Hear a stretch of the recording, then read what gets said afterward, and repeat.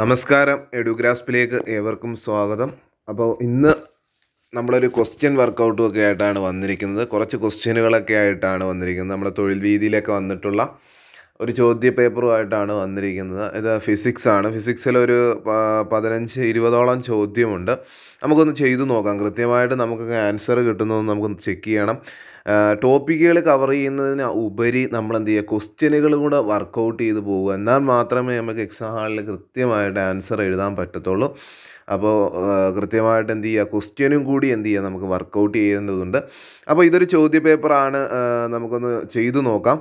ഒന്നാമത്തെ ചോദ്യം എന്ന് പറയുന്നത്, സൂര്യപ്രകാശം ഭൂമിയിലെത്താൻ എടുക്കുന്ന സമയം എത്രയാണ്? സൂര്യപ്രകാശം ഭൂമിയിലെത്താൻ എടുക്കുന്ന സമയം എന്ന് പറയുന്നത് എത്രയാണ്? 8 മിനിറ്റും 20 സെക്കൻഡുമാണ്. 8 മിനിറ്റും 20 സെക്കൻഡ് എന്ന് പറഞ്ഞാൽ എത്രയാണ്? നോക്കിക്കഴിഞ്ഞാൽ 500 സെക്കൻഡ്. ടോട്ടൽ എത്ര വരും? 500 സെക്കൻഡാണ് ഉത്തരം വരുന്നത്. ഓപ്ഷൻ ബി ആണ് ഇവിടെ ഉത്തരമായിട്ട് വരുന്നത്. അപ്പോൾ സൂര്യപ്രകാശം ഭൂമിയിലെത്താൻ എടുക്കുന്ന സമയം എന്ന് പറയുന്നത് നിങ്ങൾ പഠിച്ചു വെക്കുക, 500 സെക്കൻഡ്. 500 സെക്കൻഡ് ഓപ്ഷനിൽ ഇല്ലെങ്കിൽ 8 മിനിറ്റ് 20 സെക്കൻഡ് ഉണ്ടെന്ന് അത് കൊടുക്കുക. ഓക്കെ, അപ്പം 8 മിനിറ്റും 20 സെക്കൻഡ് അല്ലെങ്കിൽ 500 സെക്കൻഡാണ് സൂര്യപ്രകാശം ഭൂമിയിലെത്താൻ എടുക്കുന്ന സമയം. ഇനി ചന്ദ്രപ്രകാശം ഭൂമിയിലെത്താൻ എടുക്കുന്ന സമയം എത്ര? ചന്ദ്രപ്രകാശം 1.3 സെക്കൻഡാണ്. പഠിച്ചു വെക്കണേ, 1.3 സെക്കൻഡാണ് ഈ പറഞ്ഞ ചന്ദ്രപ്രകാശം ഭൂമിയിലെത്താൻ എടുക്കുന്ന സമയം എന്ന് പറയുന്നത്. അടുത്ത ചോദ്യം, രണ്ടാമത്തെ ചോദ്യം, പ്രകാശ അനുപ്രസ്ഥ തരംഗങ്ങളാണെന്ന് കണ്ടെത്തിയ വ്യക്തിയാര്? നല്ലൊരു ക്വസ്റ്റ്യൻ ആണ്. പ്രകാശം അനുപ്രസ്ഥ തരംഗങ്ങളാണെന്ന് കണ്ടെത്തിയ വ്യക്തിയാരെന്നാണ് ചോദ്യം. ഉത്തരം വരുന്ന ഏതാണ്? ഓപ്ഷൻ ബി ആണ്, അഗസ്റ്റിൻ ഫ്രണലാണ്. പഠിച്ചു വെക്കണേ. എന്താണ്? പ്രകാശം അനുപ്രസ്ഥ തരംഗങ്ങളാണെന്ന് കണ്ടെത്തിയത് ആരാണ്? അഗസ്റ്റിൻ ഫ്രണലാണ്. പഠിച്ചു വെക്കുക, അഗസ്റ്റിൻ ഫ്രണലാണ്. അപ്പോൾ ലിയോൺ ഫുക്കാൾട്ട് എന്താണ്? പ്രകാശം ശൂന്യതയിലാണ് വേഗത്തിൽ സഞ്ചരിക്കുന്നതെന്ന് പറഞ്ഞത്. നമുക്കറിയാം, പ്രകാശം ശൂന്യതയിൽ വേഗത്തിൽ പ്രകാശം സഞ്ചരിക്കുന്നത് എവിടെയാണ്? ശൂന്യതയിലാണ്, അല്ലേ? അപ്പോൾ അങ്ങനെ പറഞ്ഞത് ലിയോൺ ഫുക്കാൾട്ട് ആണെങ്കിൽ പ്രകാശം അനുപ്രസ്ഥ തരംഗങ്ങളാണെന്ന് പറഞ്ഞത് ആരാണ്? പഠിച്ചു വെക്കുക, അഗസ്റ്റിൻ ഫ്രണലാണ്. പഠിച്ചു വെക്കണേ. മൂന്നാമത്തെ ചോദ്യം, പ്രകാശത്തിൻ്റെ വേഗത ഏറ്റവും കുറഞ്ഞ മാധ്യമം. പ്രകാശത്തിൻ്റെ വേഗത ഏറ്റവും കൂടിയത് ഏതാണ്? ശൂന്യതയിലാണ് എന്ന് പറഞ്ഞതാരാ? ലിയോൺ ഫുക്കാൾട്ട് ആണ്, അല്ലേ? ഇനി പ്രകാശത്തിൻ്റെ വേഗത കുറഞ്ഞത് മാധ്യമം ഏതാണെന്ന് ചോദിച്ചു കഴിഞ്ഞാൽ, മീഡിയം ഏതാണെന്ന് ചോദിച്ചു കഴിഞ്ഞാൽ ഉത്തരം ഓപ്ഷൻ സി ആണ്, വജ്രമാണ്. പഠിച്ചു വെക്കണേ, വജ്രമാണ് എന്തെന്ന് പറയുന്നത്? പ്രകാശത്തിൻ്റെ വേഗത ഏറ്റവും കുറഞ്ഞ മാധ്യമം എന്ന് പറയുന്നത് നമ്മൾ പഠിക്കുന്നതാണ്. ഏറ്റവും കാഠിന്യമേറിയ വസ്തുവാണ് വജ്രം എന്ന് പറയുന്നത്, അല്ലേ? നാലാമത്തെ ചോദ്യം, ഞാൻ പ്രകാശത്തെ വഹിക്കുന്നു എന്നർത്ഥം വരുന്ന മൂലകം ഏത്? നമുക്കറിയാം, ജലമുണ്ടാകുന്നത് എന്നർത്ഥം വരുന്ന പദമാണ് ഹൈഡ്രജൻ എന്ന് പറയുന്നത്, അല്ലേ? ഹൈഡ്രജൻ വേപ്പർ ലാമ്പിൻ്റെ നിറം ഏതാ? നീലയാണ്. സോഡിയം വേപ്പർ ലാമ്പിൻ്റെ നിറം ഏതാ? മഞ്ഞയാണ്. അതുപോലെ തന്നെ നിയോൺ വേപ്പർ ലാമ്പിൻ്റെ നിറം ഏതാ? ഓറഞ്ചാണ്. നമ്മൾ പഠിക്കുന്നതാണ്. അപ്പോൾ ഇവിടെ ചോദ്യം, ഞാൻ പ്രകാശത്തെ വഹിക്കുന്നു എന്നർത്ഥം വരുന്ന മൂലകം ഏതെന്നാണ് ചോദിച്ചത്. ഏതാണ് ഉത്തരം? ഓപ്ഷൻ ബി ആണ്, ഫോസ്ഫറസ് ആണ്. ഫോസ്ഫറസിൻ്റെ അറ്റോമിക് നമ്പർ എത്രയാണ്? 15 ആണ്. 14 സിലിക്കൺ ആണ്, 15 ഫോസ്ഫറസ് ആണ്, 16 സൾഫർ ആണ്, 17 ക്ലോറിൻ ആണ്, 18 ആർഗൺ ആണ്, 19 പൊട്ടാഷ്യം, 20 കാൽഷ്യം. ഇതൊക്കെ നമ്മൾ പഠിക്കുന്നതാണ്. അപ്പോൾ എന്താണ്? പ്രകാശം വഹിക്കുന്നു എന്നർത്ഥം വരുന്നത് എന്താണ്? ഫോസ്ഫറസ് ആണ്. ഫോസ്ഫറസ് ആണ്. ആറ്റമോസ് എന്ന വാക്കിനർത്ഥം എന്താണ്? വിഭജിക്കാൻ കഴിയാത്തത്. ആറ്റമോസ് എന്ന വാക്കിനർത്ഥം എന്താണ്? വിഭജിക്കാൻ കഴിയാത്തത് എന്നാണ്. അങ്ങനെ കുറച്ച് പദങ്ങളൊക്കെ ഒന്ന് പഠിച്ചു വെക്കണേ. അഞ്ചാമത്തെ ചോദ്യം, പ്രകാശത്തിൻ്റെ തരംഗ ദൈർഘ്യത്തിൻ്റെ യൂണിറ്റ് എന്താണ്? പ്രകാശത്തിൻ്റെ തരംഗ ദൈർഘ്യത്തിൻ്റെ യൂണിറ്റ് ആണ് ചോദിച്ചത്. ഉത്തരം വരുന്നത് ഓപ്ഷൻ എ, ആങ്സ്ട്രം ആണ്. പഠിച്ചു വെക്കണേ, തിരിഞ്ഞു പോകല്ലേ. ലെൻസിൻ്റെ പവർ ആണെങ്കിൽ ഡയോപ്റ്റർ ആണ്. ലെൻസിൻ്റെ പവർ ആണെങ്കിൽ ഡയോപ്റ്ററും, പ്രകാശത്തിൻ്റെ തീവ്രതയാണെങ്കിൽ കാൻഡിലയാണ്. തിരിഞ്ഞു പോലെ, പ്രകാശത്തിൻ്റെ തീവ്രതയാണ് കാൻഡില. ഇവിടെ ചോദിച്ചത് പ്രകാശത്തിൻ്റെ തരംഗ ദൈർഘ്യമാണ്. ഉത്തരം ആങ്സ്ട്രം ആണ്. ഓപ്ഷൻ എ ആണ് ഉത്തരമായിട്ട് വരുന്നത്.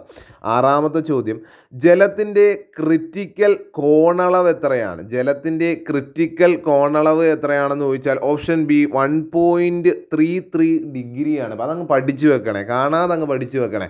ജലത്തിൻ്റെ ക്രിറ്റിക്കൽ കോണളവ് എന്നറിയപ്പെടുന്നത് 1.33 ഡിഗ്രിയാണ്. ഏഴാമത്തെ ചോദ്യം, ചുവടെ തന്നിരിക്കുന്നവയിൽ അപവർത്തനത്തിന് ഉദാഹരണം അല്ലാത്തത് ഏത്? അപവർത്തനം നമുക്കറിയാം, പ്രകാശ പ്രതിഭാസങ്ങൾ നമ്മൾ പഠിക്കുന്നതാണ്. പ്രകീർണനം, അപവർത്തനം, വിഫങ്കനം, വ്യതികരണം, അതുപോലെ തന്നെ പൂർണ്ണാന്തര പ്രതിഫലനം, അങ്ങനെയൊക്കെ ഒരുപാട് പ്രകാശ പ്രതിഭാസങ്ങൾ നമ്മൾ പഠിക്കുന്നതാണ്. അപ്പോൾ ഇവിടെ നമുക്ക് നോക്കാം, ഇതിൽ തെറ്റായത് എടുക്കാനാണ് പറയുന്നത്. നക്ഷത്രങ്ങൾ മിന്നിത്തിളങ്ങുന്നത് ഓപ്ഷൻ ശരിയാണ്, അത് കറക്റ്റായ ഒരു ഓപ്ഷനാണ്. അപവർത്തനത്തിന് ഉദാഹരണമല്ലേ നക്ഷത്രങ്ങൾ, മരീചിക നക്ഷത്രങ്ങളുടെ മിന്നിത്തിളക്കം. ജലത്തിൽ താഴ്ത്തി വെച്ചിരിക്കുന്ന കമ്പ് വളയുന്നത്, ജലത്തിൽ സ്കെയിൽ വളയുന്നത്, ഇതൊക്കെ അപവർത്തനത്തിന് ഉദാഹരണമാണ്. അപവർത്തനം എന്ന് പറഞ്ഞാൽ എന്താണ്? സഞ്ചരിക്കുന്ന പ്രകാശം എന്താണ്? ഒരു മാധ്യമത്തിൽ നിന്നോട്ട് അടുത്ത മാധ്യമത്തിലേക്ക് കയറുന്നതാണ് അപവർത്തനം എന്ന് പറയുന്നത്. നിഴലുകളുടെ അരിക് അവ്യക്തവും ക്രമരഹിതവുമാണ്. അതങ്ങോട്ട് നമുക്ക് എന്താണ്? കൃത്യമല്ല. അടുത്ത ഓപ്ഷൻ നോക്കിയാൽ സൂര്യോദയത്തിന് അല്പം മുമ്പ് സൂര്യാസ്തമയവും ശേഷം പ്രകാശം കാണാൻ കഴിയും. ശരി. അവിടെ തെറ്റായിട്ട് വരുന്നത് ഓപ്ഷൻ സി ആണ്. നിഴലുകളുടെ അരിക് അവ്യക്തവും ക്രമരഹിതവുമാണ്. അതാണ് ഇതിലെ തെറ്റായ പ്രസ്താവന. 8ാമത്തെ ചോദ്യം, വജ്രത്തിൻ്റെ തിളക്കത്തിന് കാരണമായ പ്രകാശത്തിൻ്റെ പ്രതിഭാസം. നമ്മൾ മുമ്പേ പഠിക്കുന്നതാണ് വജ്രത്തിൻ്റെ പ്രതിഭാസം, അല്ലെങ്കിൽ ഒപ്റ്റിക്കൽ ഫൈബർ കേബിളിൻ്റെ തത്വം എന്നൊക്കെ പറയുന്നത് ഏതാണ്? ടോട്ടൽ ഇൻറ്റേർണൽ റിഫ്ലക്ഷൻ ആണ്, പൂർണ്ണാന്തര പ്രതിഫലനമാണ്. പഠിച്ചു വെക്കണേ. എന്താണ് അപവർത്തനമുണ്ട്. വിഫങ്കനം എന്താണ്? നമ്മുടെ സി ഡിയിലെ വർണ്ണനം വിഫങ്കനമല്ലേ? സി ഡിയിലെ വർണ്ണനം വിഫങ്കനമാണ്. പഠിച്ചു വെക്കണം. സി ഡിയിലെ വർണ്ണനം വിഫങ്കനമാണ്. അതുപോലെ തന്നെ നമ്മുടെ ജലത്തിൽ എണ്ണ വീണ് കഴിഞ്ഞാൽ അത് പാളി പോലെ കാണപ്പെടുന്നതിന് കാരണം ഇൻ്റർഫറൻസ്, വ്യതികരണമാണ്. പഠിച്ചു വെക്കണേ. വ്യതികരണം, നക്ഷത്രങ്ങൾ മിന്നിത്തിളങ്ങുന്നത് അപവർത്തനത്തിന് ഉദാഹരണമല്ലേ? പഠിച്ചു വെക്കുക. 9ാമത്തെ ചോദ്യം, ഫൈബർ ഒപ്റ്റിക്സിൻ്റെ പിതാവ്. നല്ലൊരു ക്വസ്റ്റ്യൻ ആണ്. ഫൈബർ ഒപ്റ്റിക്സിൻ്റെ പിതാവ് എന്നറിയപ്പെടുന്ന വ്യക്തി ആര്? ഉത്തരം ഏതാണ്? ഓപ്ഷൻ സി ആണ്, നരീന്ദർ സിംഗ് കബാനിയാണ്. ഒപ്റ്റിക് ഫൈബർ എന്താണ്? ഫൈബർ ഒപ്റ്റിക്സിൻ്റെ പിതാവ് എന്നറിയപ്പെടുന്ന ആരാ? നരീന്ദർ സിംഗ് കബാനിയാണ്. പഠിച്ചു വെക്കണേ.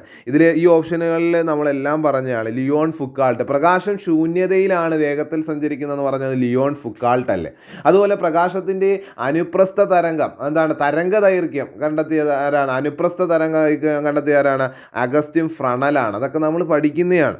അതുപോലെ തന്നെ ഇവിടെ ഉത്തരം ഫൈബർ ഒപ്റ്റിക്സിൻ്റെ പിതാവ് എന്നറിയപ്പെടുന്നത് നരീന്ദർ സിംഗ് കബാനിയാണ്. പഠിച്ചു വെക്കുക. 10ാമത്തെ ചോദ്യം, സൂക്ഷ്മങ്ങളായ അധാര്യ വസ്തുക്കളെ ചുറ്റി പ്രകാശം വളയുകയോ വ്യാപിക്കുകയോ ചെയ്യുന്ന പ്രതിഭാസം എന്താണ് ഉത്തരം വരുന്നത്? വിഫങ്കനമാണ്. ഓപ്ഷൻ സി ആണ് ഉത്തരമായിട്ട്. അപ്പോൾ സൂക്ഷ്മങ്ങളായ അധാര്യ വസ്തുക്കളെ പറ്റി ചുറ്റി പ്രകാശം വളയുകയോ വ്യാപിക്കുകയോ ചെയ്യുന്ന പ്രതിഭാസം ഏതാണ്? വിഫങ്കനമാണ്. അടുത്ത ചോദ്യം, 11ാമത്തെ ചോദ്യം, ചുവടെ തന്നിരിക്കുന്നവയിൽ തെറ്റായ പ്രസ്താവന ഏത്? സൂര്യന് ചുറ്റുമുള്ള വലയത്തിന് കാരണം വിഫങ്കനമാണ്. സോപ്പ് കുമളിയിലെയും വെള്ളത്തിലുമുള്ള എണ്ണപ്പാളിയിലും കാണുന്ന വർണ്ണങ്ങൾക്ക് കാരണം വിഫങ്കനമാണ്. എന്താണ്? ആ ഓപ്ഷൻ തെറ്റല്ലേ? നമ്മൾ നേരത്തെ പറഞ്ഞ സോപ്പ് കുമളിയും വെള്ളത്തിലുമുള്ള എണ്ണപ്പാളികൾ കാണുന്നത് വ്യതികരണമാണ്, വിഫങ്കനമല്ല. ഉത്തരം തെറ്റാണ്. അതൊന്ന് നോക്കി വെക്കണേ. അപ്പോൾ ആകാശത്തിൻ്റെ നീല നിറത്തിന് വിശദീകരണം തന്ന വേറൊരു വ്യക്തിയാണ്. കടലിൻ്റെ നീല നിറത്തിന് വിശദീകരണം തന്ന ആരാ? നമ്മുടെ CV രാമനല്ലേ? പഠിച്ചു വെക്കണേ. ദൃശ്യപ്രകാശത്തിൻ്റെ വിസരണം കൂടുതൽ സംഭവിക്കുന്ന നിറം ഏത്? ദൃശ്യപ്രകാശത്തിൽ വിസരണം കൂടുതൽ സംഭവിക്കുന്ന നിറം എന്നറിയപ്പെടുന്ന ഓപ്ഷൻ ഡി വയലറ്റ് ആണ്. പഠിച്ചു വെക്കണേ. ദൃശ്യപ്രകാശത്തിൽ വിസരണം കൂടുതൽ, സ്കാറ്ററിങ് കൂടുതൽ സംഭവിക്കുന്ന നിറം വയലറ്റ് ആണ്. 13ാമത്തെ ചോദ്യം, കടലിൻ്റെ നീല നിറത്തിന് വിശദീകരണം നൽകിയത് CV രാമനാണെങ്കിൽ ആകാശത്തിൻ്റെ നീല നിറത്തിന് വിശദീകരണം നൽകിയ വ്യക്തി ആര്? ഉത്തരം അങ്ങ് പഠിക്കണേ. ഉത്തരം ലോർഡ് റെയ്ലിയാണ്. പഠിച്ചു. ഓപ്ഷൻ ബി ആണ് ഇവിടെ ഉത്തരം. അപ്പോൾ നമ്മൾ ഒരു 4 ശാസ്ത്രജ്ഞനെ കുറിച്ച് പഠിച്ചു അല്ലേ? CV രാമൻ. കടലിൻ്റെ നീല നിറത്തിന് വിശദീകരണം നൽകിയത് CV രാമൻ. ആകാശത്തിൻ്റെ നീല നിറത്തിന് വിശദീകരണം നൽകിയത് ലോർഡ് റെയ്ലിയാണ്. ലിയോൺ ഫുക്കാൾട്ട് പ്രകാശം ശൂന്യതയിലാണ് വേഗത്തിൽ സഞ്ചരിക്കുന്നതെന്ന് പറഞ്ഞു. അതുപോലെ അഗസ്റ്റിൻ ഫ്രണൽ പ്രകാശത്തിൻ്റെ അനുപ്രസ്ഥ തരംഗം കണ്ടെത്തിയാരാണ്? അനുപ്രസ്ഥ തരംഗങ്ങളാണ്. പ്രകാശം അനുപ്രസ്ഥ തരംഗങ്ങളാണെന്ന് പറഞ്ഞത് അഗസ്റ്റിൻ ഫ്രണലാണ്. 14ാമത്തെ ചോദ്യം, മഴവില്ലിൽ ചുവപ്പ് നിറം ദൃഷ്ടിരേഖയുമായി ഉണ്ടാക്കുന്ന കോണളവ് എത്രയാണ്? നല്ലൊരു ക്വസ്റ്റ്യനാണ്. ദൃഷ്ടിരേഖയുമായി ഉണ്ടാക്കുന്ന കോണളവ് ഉത്തരം ഓപ്ഷൻ സി 42.70 ഈ പറഞ്ഞ ചുവപ്പ് നിറം ദൃഷ്ടിരേഖയുമായി ഉണ്ടാക്കുന്ന കോണളവ്. 15ാമത്തെ ചോദ്യം, പച്ചപ്രകാശത്തിൽ മഞ്ഞപ്പൂവിൻ്റെ നിറം എന്താണ്? പച്ചപ്രകാശത്തിൽ മഞ്ഞപ്പൂവിൻ്റെ നിറം എന്താണ്? പച്ച തന്നെയാണ്. ഓപ്ഷൻ സി ആണ് ഉത്തരമായിട്ട് വരുന്നത്. 16ാമത്തെ ചോദ്യം, നീലയോട് ഏത് നിറം ചേർത്താലാണ് ധവളപ്രകാശം ലഭിക്കുക? പഠിച്ചു വെക്കണം. എന്താണ്? നീലയോട് ഏത് നിറം ചേർത്താലാണ് ധവളപ്രകാശം ലഭിക്കുക എന്ന് ചോദിച്ചാൽ ഓപ്ഷൻ ബി മഞ്ഞയാണ്. പഠിച്ചു വെക്കണം. കണ്ണിന് ഏറ്റവും സുഗമമായ നിറം എന്നറിയപ്പെടുന്ന മഞ്ഞയല്ലേ. നമുക്ക് പറയാം പ്രാഥമിക വർണ്ണങ്ങൾ ഏതാ? ചുവപ്പ്, പച്ച, നീല അല്ലേ. പ്രാഥമിക വർണ്ണങ്ങൾ എന്നറിയപ്പെടുന്ന ഏതൊക്കെയാ? ചുവപ്പ്, പച്ച, നീല. ഇതൊക്കെ പ്രാഥമിക വർണ്ണങ്ങളാ. 17ാമത്തെ ചോദ്യം, ചുവടെ തന്നിരിക്കുന്നതിൽ ഇൻഫ്രാറെഡ് കിരണങ്ങളെക്കുറിച്ച് തെറ്റായ പ്രസ്താവന. സൂര്യപ്രകാശത്തിലെ താപകിരണങ്ങൾ എന്നറിയപ്പെടുന്നു. വിദൂര വസ്തുക്കളുടെ ചിത്രങ്ങൾ പകർത്തുന്നതിന് ഉപയോഗിക്കുന്ന പ്രകാശകിരണം. ഇൻഫ്രാറെഡ് രശ്മികൾക്ക് പ്രകാശങ്ങൾ തരംഗദൈർഘ്യം കൂടുതലാണ്. കോസ്മിക് കിരണങ്ങൾ കണ്ടെത്തിയത് വില്യം ഹെർഷലാണ്. അപ്പോൾ ഇവിടുന്ന് തെറ്റായ പ്രസ്താവന കണ്ടെത്താനാണ്. ഉത്തരം ഏതാണ്? ഓപ്ഷൻ ഡി തെറ്റായ പ്രസ്താവന. കോസ്മിക് കിരണങ്ങൾ കണ്ടെത്തിയത് വില്യം ഹെർഷൽ അല്ല. അപ്പോൾ അതൊന്ന് നോക്കാം, ഓപ്ഷനുകളൊന്ന് നോക്കാം. സൂര്യപ്രകാശത്തിലെ താപകിരണങ്ങൾ എന്നറിയപ്പെടുന്നു, ശരിയാണ്. വിദൂര വസ്തുക്കളുടെ ചിത്രങ്ങൾ പകർത്തുന്നതിന് പഠിച്ചു വെക്കണം. വിദൂര വസ്തുക്കളുടെ ചിത്രം പകർത്തുന്നത് ഇൻഫ്രാറെഡ് ആണ്, പഠിച്ചു വെക്കുക. ഇൻഫ്രാറെഡ് രശ്മികൾ ദൃശ്യപ്രകാശത്തെ തരംഗദൈർഘ്യം എന്താണ്? കൂടുതലാണ്. 18 കള്ളനോട്ടുകൾ തിരിച്ചറിയാൻ വേണ്ടി ഉപയോഗിക്കുന്ന പ്രകാശകിരണം. ഓപ്ഷൻ ബി കണ്ണടച്ച് ഉത്തരം പറയല്ലോ. ഓപ്ഷൻ ബി അൾട്രാ വയലറ്റ് കിരണങ്ങളാണ്. നമുക്കറിയാം കിഡ്നിയുടെ കല്ല് പൊടിക്കാൻ ഉപയോഗിക്കുന്നത് അൾട്രാ വയലറ്റ് ഉപയോഗിച്ചല്ലേ പൊടിക്കുന്നത്.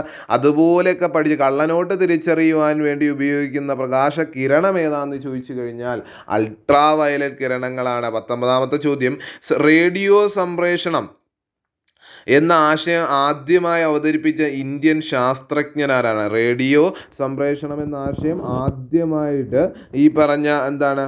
ആദ്യമായിട്ട് അവതരിപ്പിച്ച ഇന്ത്യൻ ശാസ്ത്രജ്ഞൻ എന്നറിയപ്പെടുന്ന ആരാണ്? ഉത്തരം ഓപ്ഷൻ ബി ആണ്, JC ബോസ് ആണ്. പഠിച്ചു വെക്കണം. ഉത്തരം ഏതാണ്? JC ബോസ് ആണ്. പഠിച്ചു വെക്കണേ. 20ാമത്തെ ചോദ്യം, എക്സ്റേ കടന്നു പോകാത്ത